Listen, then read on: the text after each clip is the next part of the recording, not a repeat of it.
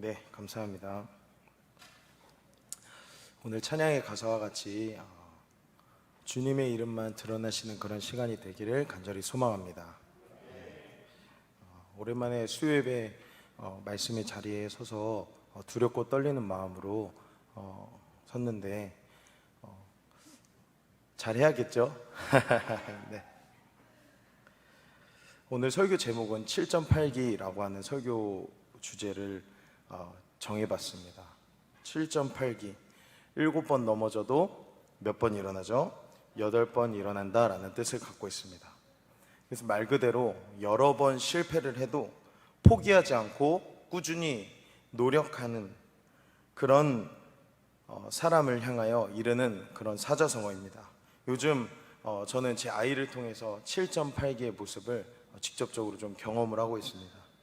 분명 올라가지 못할 그런 높이에 처음에는 손만 걸치더니 이제 좀 키가 컸다고 갑자기 다리를 들더라고요. 이게 다리입니다. 다리를 이렇게 들다가 또 이제 안 되면 포기합니다.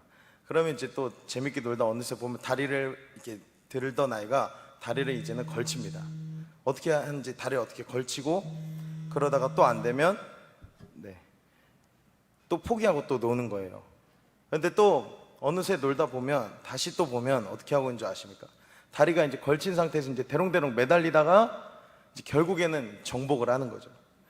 그러면 어느새 이제 또 돌아보면 장난기 넘치게 정말 누구 닮았는지 장난기가 얼마나 얼굴에 이제 녹아들어요.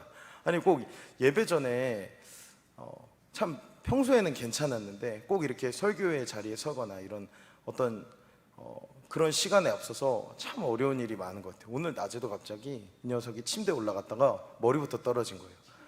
너무 얼마나 깜짝 놀랐는지 애간장이 참 녹았었습니다. 여러분, 그러면서 그렇게 7.8기의 자세로 아빠를 보면서 엉덩이를 흔들면서 댄스를 추는 그 아기의 모습을 보면요, 대단하다는 생각이 들어요. 이게 바로 사람의 본성이구나. 어떻게든 넘어져도 일어나서 정복하고 싶은, 여러분 그 시연이가 얼마나 죄를 지면 졌겠습니까? 그게 바로 하나님께서 우리에게 주신 원형의 한 모습이지 않을까 싶어요. 영적으로 정복하지 못할 산을 정복하게 하시는 힘이 우리에게 모두 있습니다. 결국 그 결과를 얻어내는 겁니다. 여러분, 우리가 함께 읽은, 여러분이 오늘 잘 알고 계신 본문 말씀에는 이러한 7.8기의 마음으로 자기의 원한을 풀어달라고 요청하였던 한 과부와 그의 요구를 들어줬던 불의한 재판장의 이야기가 비유로 나옵니다.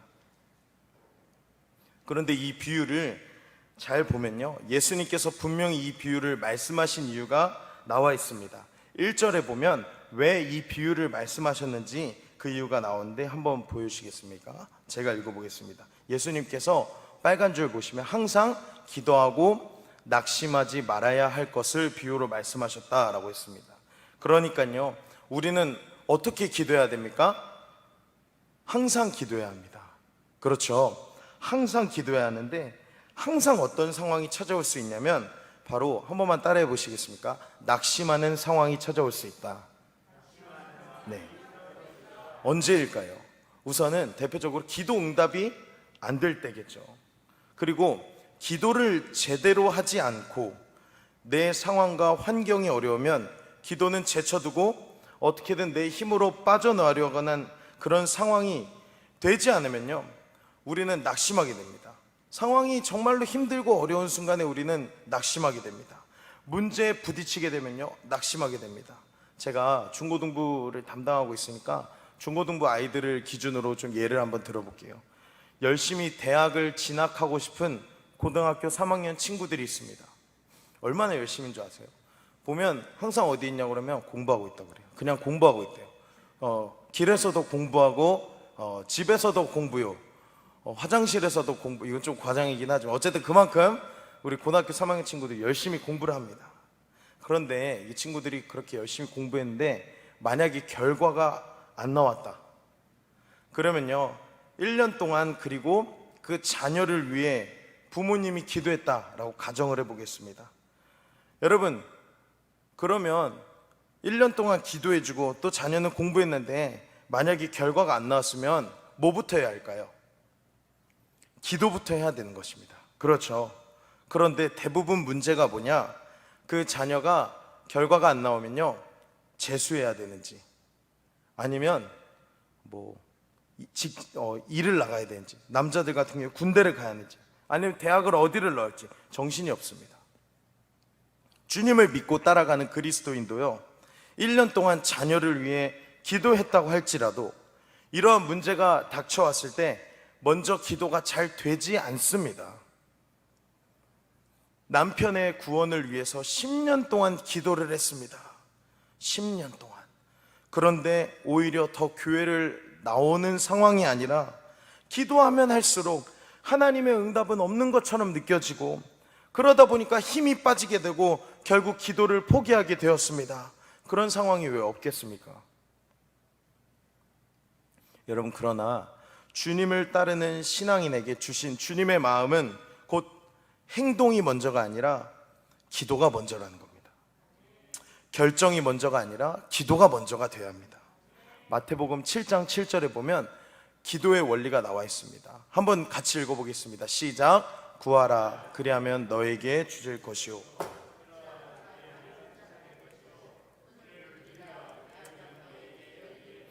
주님께서는요, 먼저 찾으라, 그러니까 찾는 것은 행동을 의미합니다. 먼저 주님께서 행동하라라고 하지 않으셨습니다.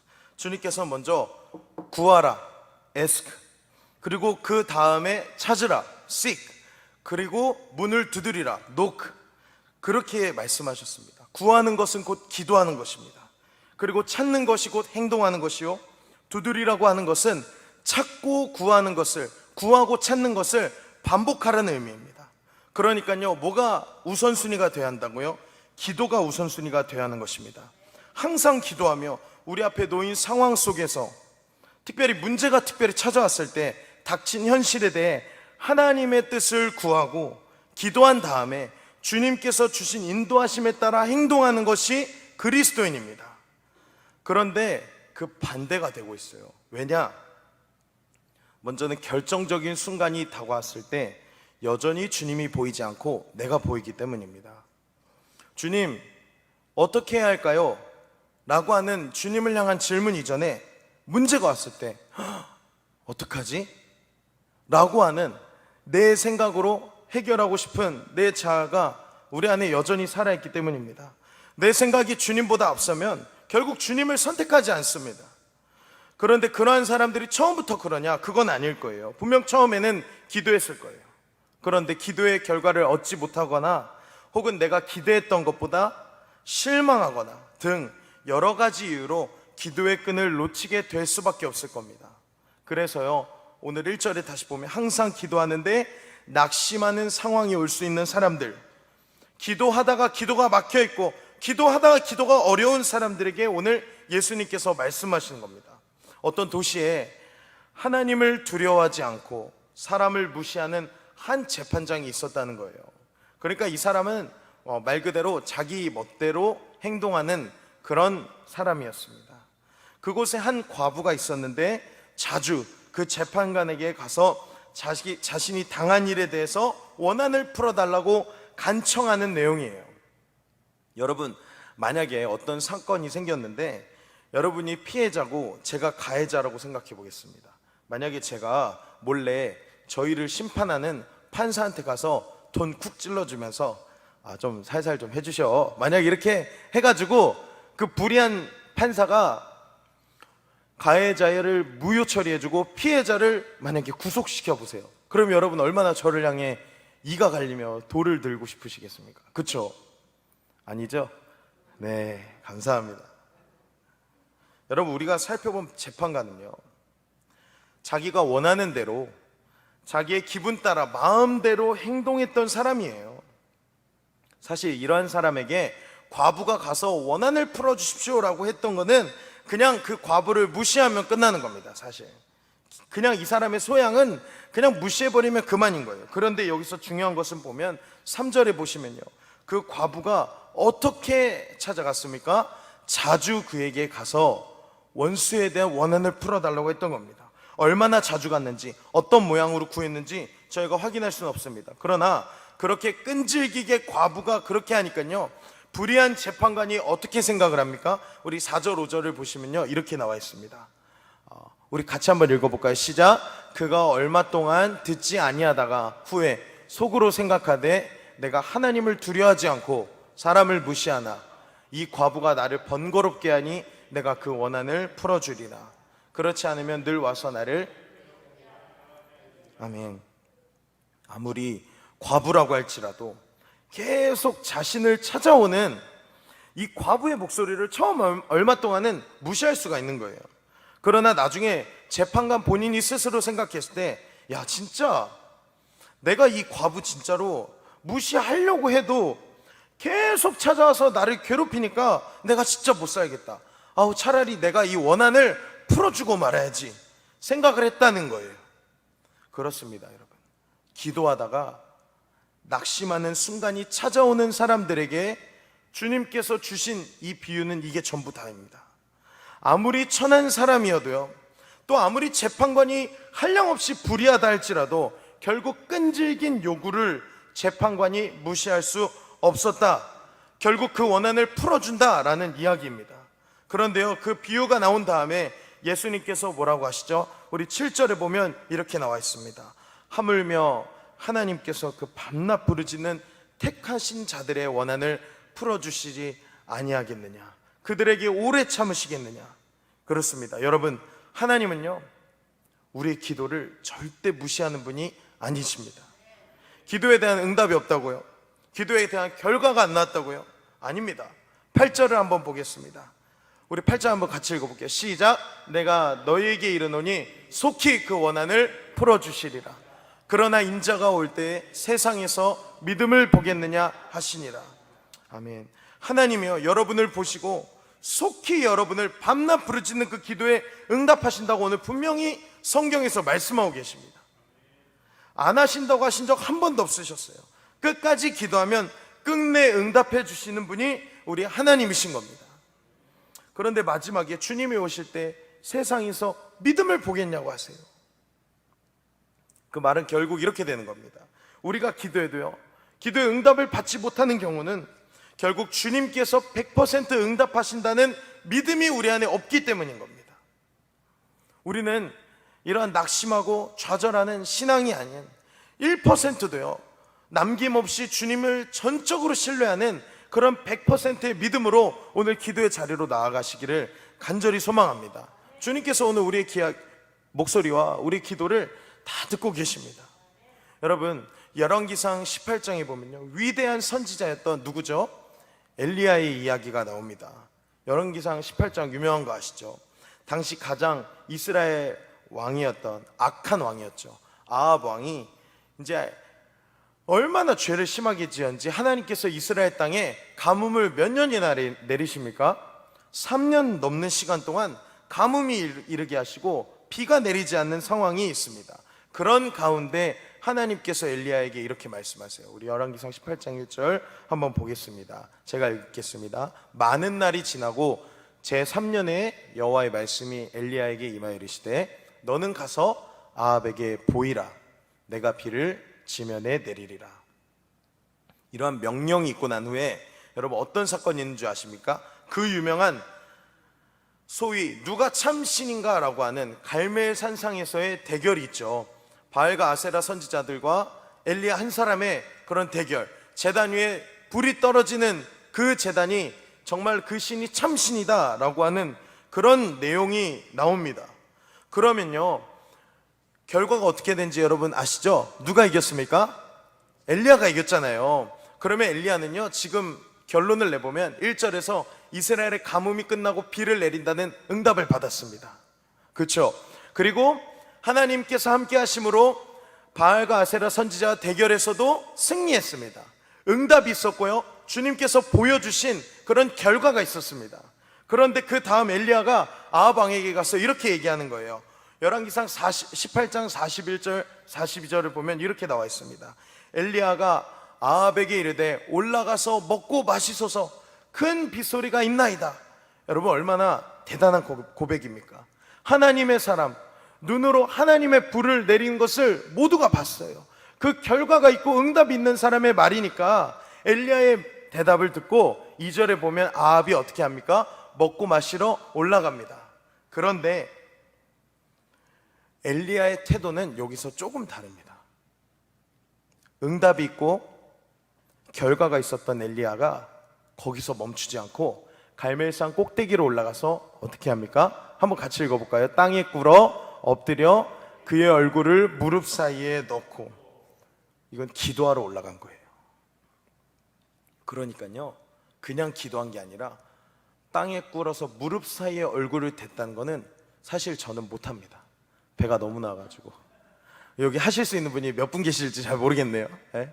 그렇지만 그 정도로 제가 이 자세를 해봤더니 이 관자놀이가 무릎에 닿을 정도밖에 안 되더라고요. 그러니까 주여 저희 교만한 배를 용서하소서 이러고 이제 더 힘을 참아보는데, 숨을 참아보는데, 여러분 지금 해보신 분도 계시는데, 여러분 하실 수 있는 분도 있고 안 하실 수 있는 분도 계시지만 어쨌든 엘리야는 하나님 앞에 납작 엎드려서 기도하기 시작했다는 거예요. 보세요, 응답이 있었던 사람입니다.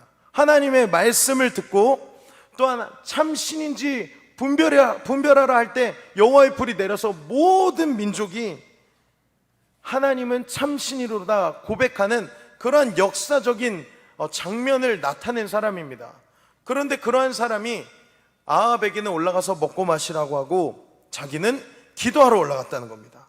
여러분 보세요, 만약에 엘리야가 이렇게 아합 왕에게 말한 다음에 비가 안 왔으면 어떻게 됐을까요?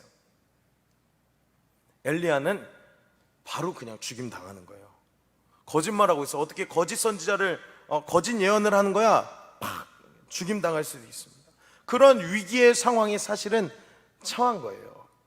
분명 하나님께서 1절에 비를 내릴 것이라고 말씀하셨고, 또 갈멜산에서 여호와의 불이 제단 위로 타올라서 하나님의 살아계심을 모든 백성이 알게 되었고, 그 다음 아합에게 비가 올 것이라고 말하였지만 아합은 하나님의 사람의 말을 듣고 이제 올라가서 가뭄이 끝나고 단비가 내릴 것을 기다리면서 먹고 마시고 있는데, 그러면 이제 뭐만 내리면 돼요? 비만 내리면 돼요.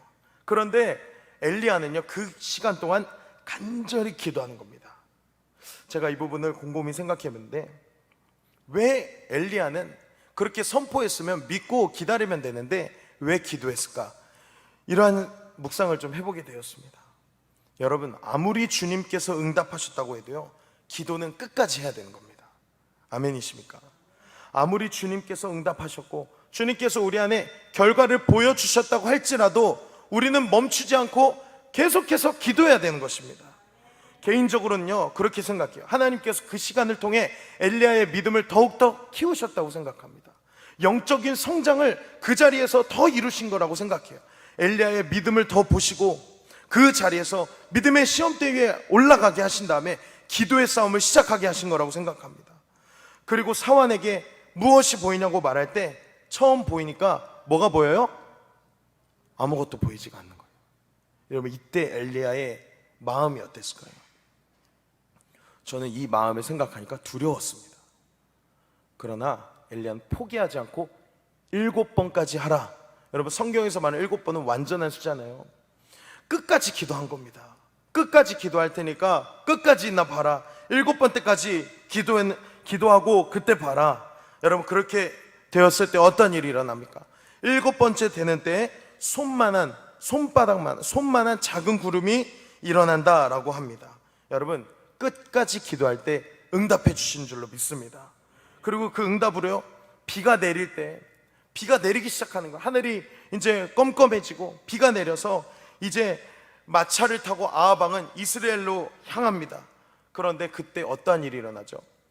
엘리야는요, 여호와의 능력으로 허리를 동이고 그 자리에서 달려가기 시작하는데, 여러분 열왕기상 18장 마지막에 보면 이렇게 나와 있습니다. 마차를 타고 간 아합을 앞서 엘리야가 달려갔더라, 이렇게 나와 있습니다. 여러분, 응답을 넘어선 하나님의 역사가 엘리야를 통해 일어나기 시작합니다. 여러분, 그러한 기도의 인생으로 우리가 나아가기를 간절히 소망합니다. 보통요, 우리가 기도를 하기 시작하면요, 분량을 정하면 그에 따른 목표를 좀 우리도 모르게 추구하는 것 같아요. 예를 들어서 40일 금식을 하면 40일 금식한 다음에는 어떤 40일 금식에 대한 결과가 나오기를 우리 안에 좀 소망하는 바가 있는 것 같습니다. 그런데 때로는 그렇게 되지 못할 때가 있다는 거예요. 오히려 분량에 따른 목표가 이루어지는 게 아니라 아무것도 변하지 않는 것 같은 상황이 올 수도 있습니다. 그러면 대부분 많은 사람들이 낙심하고 좌절하게 돼요. 그런데 중요한 것이 있습니다. 진짜 승부는 바로 그 시점이 진짜 기도의 승부처라고 저는 생각합니다. 그때부터 기도하느냐 아니냐가 진짜 승부가 갈라지는 겁니다. 하나님께서 요셉에게도요, 부모와 형제들이 절하는 그런 순간이 온다고 꿈을 통해서 보여주셨습니다. 그러나 그 순간부터 요셉의 고난은 시작되었습니다. 그것도 기도의 응답이 이루어져야 하는데 오히려 고난과 고통이 시작해서 종살이부터 시작된 그 인생이 감옥살이까지 떨어지게 됩니다. 분명 하나님께서 요셉의 인생을 빛나는 인생이라고 만드신다고 하셨는데 상황과 환경은 더 처참한 거예요. 그러나 그러한 믿음의 시간, 인내의 시간을 견뎌내고 끝까지 하나님을 붙잡고 그 안에서 하나님과 형통하였던 요셉이 결국 하나님께서 그의 비전을 이뤄주시는 것을 우리는 성경을 통해 보게 됩니다. 다윗 왕에게도 기름을 부으셨던 주님입니다. 사무엘을 통해 기름을 부으셨지만 너는 왕이 될 거야 라고 했지만 한순간, 그 순간부터 다윗의 인생에 고난은 시작됩니다. 사울의 창을 피하여 도망다니던 시절이 그에게 허락이 됩니다. 그러나 끝까지 하나님을 믿고 따라갔을 때, 중간에 심지어 죄를 지었던 상황, 그리고 아들에게 목숨이 날아갈 것 같은 그런 순간이 왔을지라도 끝까지 주님 붙들고 나아갔을 때 결국 그는 온 이스라엘의 왕으로 하나님께서 세우심을 우리는 성경을 통해 확인하였습니다. 그렇습니다. 여러분, 끝까지 하나님을 붙들고 끝까지 기도하는 사람에게 하나님께서는 100% 응답하신 줄로 저는 믿습니다. 우리 생각대로 안 돼도요, 기도하셔야 합니다. 우리 지금 목사님께서 우리 교회 새로운 비전을 제시하신 거 여러분 기억하시나요? 새로운 일신교회. 저는 그때 그 말씀을 저도 비전으로 삼고 같이 기도하고 있습니다. 그래서 제 자리에서 예배의 자리에 회복을 선포하고, 그리고 기도의 자리를 선포하고, 그리고 전도하는 자리에 회복을 선포하고, 저도 나름대로 최선을 다해서 살아가려고 하는데요, 너무 신기한 거는 기도하려고 하면 더욱더 제 안에 두려움이 찾아오고 어려움이 찾아오고 기도하지 못하게 하는 상황이 찾아오더라는 겁니다. 밤에 기도하려고 그러면요, 너무 신기한 게 20분도 안 돼서 정신이 멀쩡했던 제가 갑자기 졸고 있어요. 그러면 아내가 그냥 올라가서 자 그럽니다. 그러면 자고 싶어요. 처음에는 잤습니다. 그런데 제가 이 새로운 비전을 저도 치고 싶지 않은 거예요. 그래서 제 자리에서 일어나서 기도하기 시작했습니다. 새벽 예배 때 저는 방송실에 있거든요. 그러면 정말 졸려요. 방송실에 홀로 주님을 예배하는 그 순간이 얼마나 여러분 고립되고 여러분 쉽지 않은 줄 아십니까? 까딱 졸다가는 놓치는 거예요. 그럼 큰일 나는 겁니다, 여러분. 제가 예전에 너무 긴 얘기지만 조금만 짧게 하면, 어떤 분이 목사님이 설교를 하시는데 제가 신학생 때 새벽 예배 엔지니어를 하다가 찬송가 끝나고 설교한 다음에 찬송가 부르고 기도를 해야 되는데, 그럼 기도할 때 기도 음악을 틀거든요. 근데 제가 처음 찬송가 부르는데 졸아버린 거예요. 근데 졸다가 눈을 딱 깨니까 마지막 찬송인가 보다 하고 찬송가 끝나고 이제 사도신경 들어가야 되는데 제가 기도 음악을 확 틀어버린 거예요, 예배 시간에. 그래가지고 방송실 음악 꺼주세요, 방송실 음악 꺼주세요 해가지고 끝나고 저희 엄마가 그때 반주했었는데요, 올라와가지고 저 맨날 졸지 말라고 그렇게 혼내셔가지고 그날 제가 문 잠고 귀 닫고 잤었어요. 여러분, 그런 정도로 방송실이 쉽지 않은데 그 자리에서 예배해야겠다라고 결단하고 하루하루 진짜 졸려도 무릎을 치면서라도 예배하고 있습니다. 여러분, 간절히 소망합니다. 우리 새로운 일신교회 비전을 모두가 품으시는 저와 여러분 되기를 소망합니다. 매일 주시는 하나님의 능력을 붙잡고 승리하십시오. 한 가지만 이야기하고 말씀을 마치겠습니다. 전 사실 지금 이렇게 나와서 설교할 수 있다는 것이, 말씀을 전할 수 있다는 것이 저에게 사실은 굉장히 큰 은혜입니다. 저는 이미 몇 년 전에 내가 이거를 해도 되는가, 내가 이 길을 가도 되는가 라고 하는 고민에 한번 부딪혔었어요. 한창 열심히 사역을 배우고 또 교회에서 일을 하고 그랬던 시절입니다. 신학교 4학년 때였는데요, 그때 너무 제 삶의 이중성, 앞에서는 예배 자리에 일주일에 20번 이상 예배 드리고, 여러분, 저는 1000번째요? 전 2년 안에 끝냈었습니다. 1년에 거의 700번씩 예배 드렸거든요. 그랬던 제가 뒤에서는 너무 세상이 좋은 거예요. 나도 나가서 놀고 싶고, 나도 연애도 해보고 싶고. 물론 제 연애는 딱 한 번이었습니다. 그런 마음이 너무 큰 거예요. 나가서 놀고 싶고, 진짜로. 생각해보세요. 아침밤으로 예배드리고 새벽 예배 드리고 낮에 잠깐 쉬는 건데 너무 졸려요. 그때 잠깐 자고 일어나면 또 저녁 예배 준비해야 되거든요. 그러한 순간에 내가 이거 해도 되나? 그러니까요, 어떻게 되냐면 어떤 오류가 있는 줄 아세요? 밤에 예배 끝나고 나니까 그때부터 제 세상인 거예요. 제가 원래 이렇게 풍채가 크지 않고 원래는 진짜 왜소했는데, 그 밤의 시간에 제가 빠져가지고 치킨을 얼마나 먹고 족발, 돼지 다리 얼마나 뜯었는지 모르겠습니다. 산기도 끝나고 오면 12시거든요. 그때부터 그냥 이 악물고 안 자는 거예요. 영화도 막 보고, 막 다운받아서 보고, 새벽 예배 5시에 일어나야 되는데 막 눈에 불을 켜고 막 같이 사는 막 형이랑 막 밤을 새세우고, 그렇게 생활이 오류가 많았었어요. 그러다 보니까 제 안에 고민이 있는 거예요. 내가 이거 해도 되는 건가? 나는 이거 하면 안 되겠다.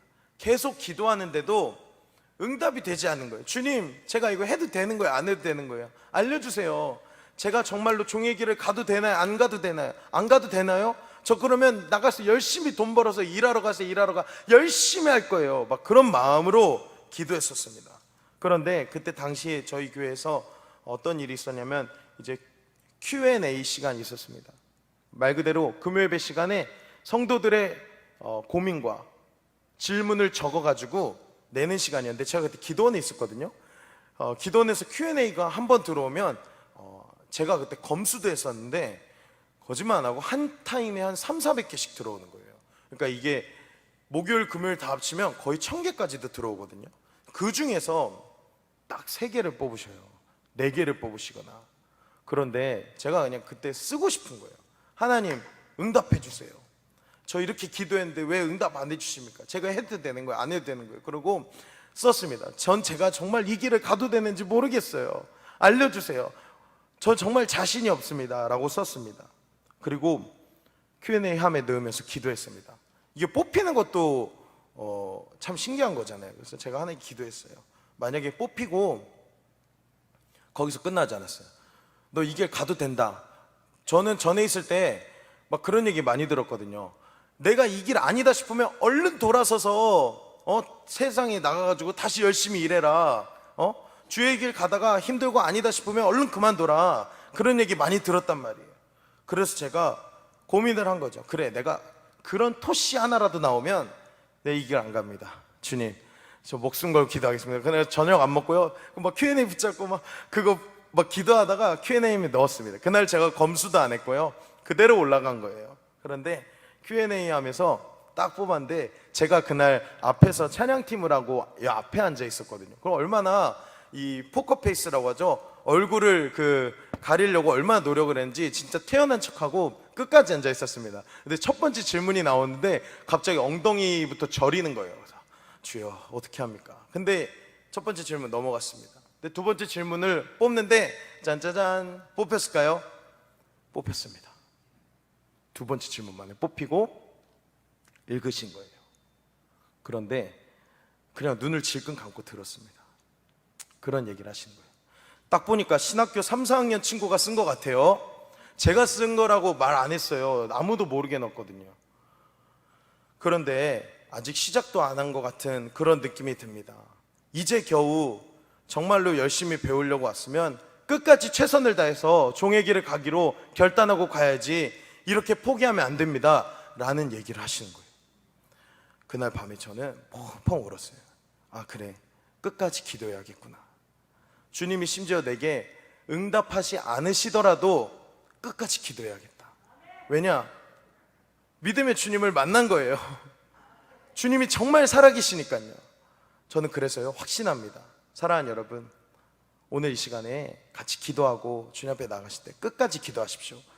기도하다 보면 낙심하는 상황 찾아올 수 있습니다. 그러나 여러분, 끝까지 구하는 자에게 주님께서 믿음을 보신다 하셨습니다. 오늘 저와 여러분이 믿음 있는 자로서 이 산을 들어 저 바다에 던지는 그런 겨자씨보다도 더 큰 믿음이 있기를 간절히 소망합니다. 믿음의 기도는 역사하는 힘을 낳는 줄로 믿습니다. 우리 같이 찬양할까요? 이 시간에 우리 주만 바라볼지라 찬양하겠습니다. 우리 주님은요, 어두움에 밝은 빛을 비춰주시고 우리의 작은 신음에도 응답하시는 분이십니다. 여러분의 한순간 한 기도 한 고백도 주님 놓치지 않으십니다. 이 밤에 그런 주님의 사랑, 그런 주님의 응답을 받고 돌아가는 끝까지 기도하는 인생으로 저 여러분이 주님께 나아가기를 간절히 소망합니다. 이렇게 찬양하겠습니다.